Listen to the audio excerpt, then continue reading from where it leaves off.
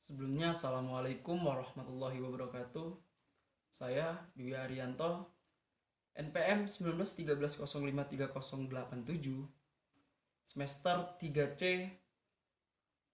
Di sini saya akan membahas tentang energi dan perubahannya, serta bumi dan alam semesta. Mata kuliah materi IPA SD.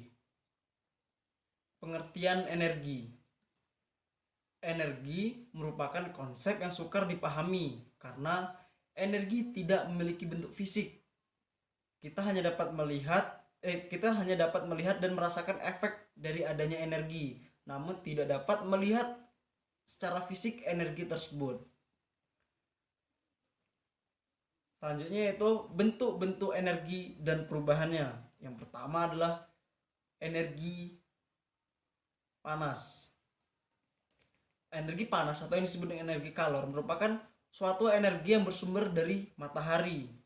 Namun tidak hanya matahari, energi panas ini bisa juga dari panas bumi, dari api, dan berbagai macam benda yang dapat menghasilkan panas. Itu disebut dengan energi panas atau energi kalor.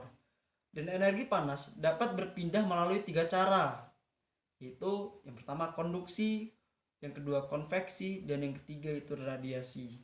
Konduksi itu sendiri yaitu peristiwa perambatan panas yang memerlukan suatu zat atau medium tanpa disertai adanya perpindahan dari medium itu sendiri.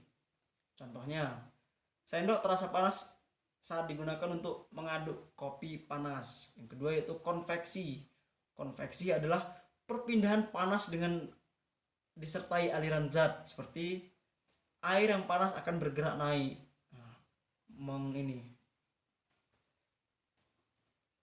mengembul. Yang ketiga yaitu radiasi. Radiasi adalah perpindahan panas tanpa zat perantara sedikit pun. Yang contohnya itu seperti panas matahari ke bumi, itu tanpa medium apapun. Yang kedua itu energi bunyi. Nah, energi bunyi ini contohnya seperti bunyi gitar, bunyi halilintar, bunyi petasan, dan masih banyak sumber-sumber bunyi. Yang kita bahas adalah sumber bunyi.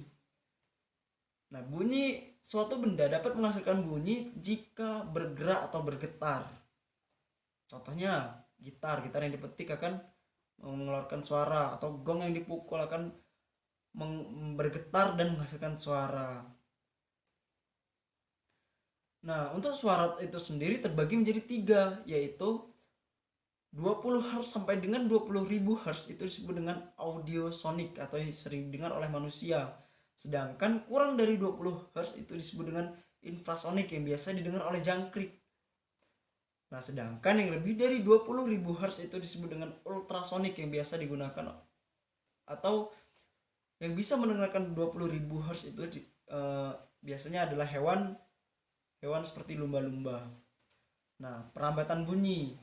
Perambatan bunyi ini memerlukan 3 medium. Yang pertama adalah benda padat, benda cair, dan benda gas. Sedangkan untuk perambatan terbaik dari ketiga zat atau ketiga medium tersebut adalah benda padat. Jadi semakin padat benda, maka sumber perambatan bunyi akan semakin bagus atau semakin cepat. Dan perambatan bunyi yang paling buruk yaitu perambatan melalui medium air. Yang ketiga, energi listrik. Nah, energi listrik ini adalah suatu energi yang paling banyak digunakan. Mungkin kalau listrik ini banyak sering kita saksikan. Nah, ini sumber energi listrik ini nih dari gerak, dari cahaya, dari panas matahari, dan energi bunyi ini adalah output atau yang dihasilkan dari energi listrik.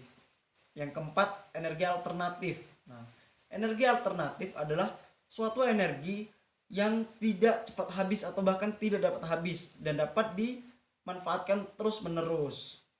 Contohnya panas matahari, panas bumi, air, angin, dan biosolar seperti minyak dari kelapa sawit begitu. Yang akan kita bahas yang pertama yaitu matahari. Nah, energi matahari ini dapat dihasilkan dari kehidupan kita sehari-hari ya, dapat kita lihat di kehidupan sehari-hari seperti untuk menjemur pakaian, mengeringkan pakaian, mengeringkan bahan-bahan hasil bumi, dan masih banyak lagi. Dan panas matahari ini juga dapat dirubah menjadi listrik, yaitu memanfaatkan sel-sel surya. Yang kedua yaitu energi panas bumi. Nah, jadi bumi ini yang berbentuk bulat ini memiliki pusat bumi atau inti bumi, dan inti bumi ini memiliki panas yang disebut dengan energi panas bumi. Dan energi panas bumi ini dapat dimanfaatkan menjadi listrik. Contohnya itu PLTP, Pusat Listrik Tenaga Panas Bumi, yang ada di Kamojang di Jawa Tengah. Yang ketiga itu energi air. Nah, energi air ini dapat dimanfaatkan dengan aliran air tersebut. Jadi semakin deras aliran air tersebut maka akan semakin banyak listrik yang dihasilkan. Maka tak jarang banyak waduk atau bendungan selain untuk mengairi sawah, bendungan tersebut juga dimanfaatkan untuk menghasil listrik. Yang keempat itu ada energi angin. Nah, energi angin ini kecepatan angin atau kekuatan angin ini dapat menimbulkan energi gerak, dan energi gerak tersebut dimanfaatkan untuk listrik. Jadi kerjanya hampir sama dengan air. Jadi semakin kencang air atau semakin kencang angin, maka akan semakin banyak listrik yang dihasilkan. Selanjutnya adalah perubahan energi. Nah, contoh-contoh dari perubahan energi ini, yang pertama perubahan energi listrik menjadi energi panas, misalnya kayak setrika. Terus energi listrik menjadi energi bunyi, contohnya radio. Perubahan listrik menjadi energi cahaya, misalnya lampu. Listrik menjadi energi gerak, misalnya kipas angin, dan masih banyak lagi. Pembentukan alam semesta. Nah, pembentukan alam semesta ini ada beberapa teori yang menyebutkan. Yang pertama, teori keadaan tetap atau steady state theory. Jadi teori ini menyatakan bahwa alam semesta dimanapun dan bila manapun selalu sama, nggak pernah berubah, gitu-gitu aja. Yang kedua yaitu teori ledakan dahsyat atau Big Bang. Jadi teori ini menyatakan bahwa alam semesta ini terbentuk dari kondisi yang super padat dan super panas. Jadi kondisi ini meledak sehingga membentuk alam semesta begitu. Yang ketiga yaitu teori creatio continua. Jadi teori ini menyatakan bahwa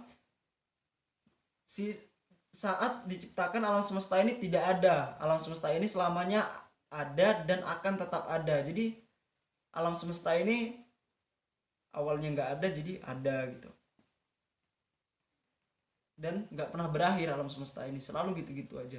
Yang keempat, teori ekspansi dan kontraksi. Nah, teori ini berdasarkan adanya suatu siklus dari alam semesta, yaitu masa ekspansi dan masa kontraksi. Diduga siklus ini berlangsung dalam jangka waktu 30.000 juta tahun lalu. Nah, selanjutnya adalah pembentukan tata surya. Yang pertama ada beberapa teori ya. Yang pertama, teori nebulasi atau teori debu. Teori ini menyatakan bahwa sistem tata surya terbentuk dari kondensasi awan panas. Pada proses kondensasi tersebut sebagian terpisah dan merupakan cincin yang mengelilingi pusat. Nah, pusatnya ini disebut dengan bintang atau matahari. Jadi yang mengelilinginya itu adalah planet-planet. Yang kedua yaitu teori planetesimal. Nah, teori ini bertitik tolak dari pemikiran hipotesis nebular yang menyatakan bahwa sistem tata surya terbentuk dari kabut gas yang sangat besar berkondensasi. Nah, perbedaannya adalah terletak pada asumsi bahwa terbentuknya planet ini tidak harus dari satu badan, tetapi diasumsikan bahwa adanya bintang besar lain yang sedang lewat dekat bintang yang merupakan bagian dari tata surya kita. Yang ketiga yaitu teori tidal atau teori pasang surut. Teori ini menyatakan ratusan juta tahun lalu sebuah bintang bergerak mendekati matahari dan kemudian menghilang. Nah, pada saat itu sebagian matahari tertarik dan lepas. Dari bagian matahari yang lepas inilah terbentuknya planet-planet. Yang keempat yaitu teori bintang kembar. Nah, teori bintang kembar ini salah satunya meledak sehingga satu ini menjadi matahari, satunya menjadi planet-planet. Yang selanjutnya adalah bagian-bagian dari tata surya. Nah, tata surya kita ini disebut dengan Bima Sakti, yang pusatnya yaitu matahari. Nah, matahari ini memiliki suhu mencapai 15 juta Kelvin. Selanjutnya yaitu planet Merkurius. Nah, planet Merkurius adalah planet terkecil dalam tata surya, namun memiliki jarak yang sangat dekat dengan matahari, sehingga suhunya ini mencapai 90 sampai 700 Kelvin. Ini panas banget pasti. Yang ketiga yaitu planet Venus. Nah, planet Venus ini lebih kecil dari bumi dan tidak memiliki satelit. Nah, planet ini dilapisi oleh awan tebal yang tidak mengandung uap, air, dan oksigen. Jadi bintang ini sering terlihat di saat subuh. Nah, ya biasanya planet ini sering disebut bintang, yaitu bintang kejora gitu. Bisa dilihat dengan kasat mata. Yang keempat adalah planet bumi. Nah, planet bumi ini adalah planet yang istimewa di antara yang lain. Jadi planet bumi ini adalah salah satu-satunya planet yang memiliki kehidupan, memiliki air, memiliki atmosfer, dan memiliki satu satelit yaitu bulan. Yang kelima yaitu planet Mars. Nah, planet Mars ini atau yang disebut dengan planet merah memiliki permukaan yang memiliki warna kemerah-merahan. Nah, lingkungan Mars ini nih mirip-mirip dengan bumi, cocok bagi kehidupan manusia karena udara yang rendah dan tekanan udara yang rendah. Yang keenam yaitu planet Jupiter. Nah, planet Jupiter ini adalah planet terbesar dalam sistem tata surya. Dan ini nih memiliki banyak satelit ya. Ada 63 satelit yang tercatat itu.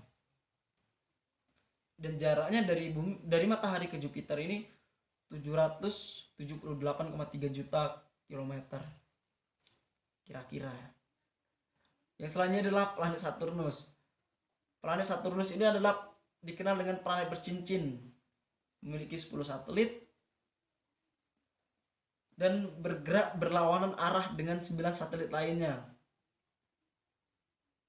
Nah, jadi planet Saturnus ini nih planet yang unik gitu ya, memiliki cincin yang besar. Yang kedelapan yaitu planet Uranus. Nah, planet Uranus ini adalah planet paling dingin di sistem tata surya. Suhunya itu 224 derajat Celcius minus 224 derajat Celcius. Wah, dingin banget ini. Dan komposisi planetnya itu adalah helium, hidrogen, dan metana. Auto meninggal kalau manusia ke sana. Yang kesembilan yaitu planet Neptunus. Planet Neptunus adalah planet yang di dalamnya terdapat angin dan badai, karena Neptunus disebut juga dengan planet yang paling istimewa dalam tata surya. Nah, planet Neptunus ini memiliki kesamaan dengan Uranus, yaitu memiliki atmosfer yang terdiri dari helium, hidrogen, dan memiliki gas metana. Nah, itulah tadi pembahasan tentang perubahan energi dan perubahannya serta bumi dan alam semesta. Diakhiri, wassalamualaikum warahmatullahi wabarakatuh.